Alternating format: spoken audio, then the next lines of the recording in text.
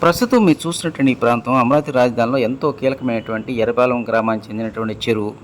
ఈ మార్గం గుండానే నిత్యం వందలాది వాహనాలు, మరి ముఖ్యంగా వెలగపూడి వెళ్ళేటువంటి రాజకీయ నాయకులు కావచ్చు, మంత్రులు కావచ్చు, అదేవిధంగా ఉద్యోగస్తులు ఎవరైనా సరే ఈ మార్గం గుండా వెళ్లాల్సిన పరిస్థితి.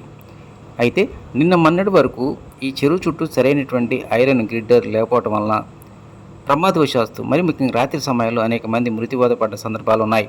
ఎట్టకేలకు అధికారులు మాత్రం ఆ ప్రమాదాన్ని ముందుగానే గుర్తించి చుట్టూ గడ్డలు ఏర్పాటు చేశారు. ఒక విధంగా ఈ ప్రాంతం వైపు వెళ్ళేటువంటి ప్రజానీకం ప్రాణాలు కాపాడారని చెప్పవచ్చు.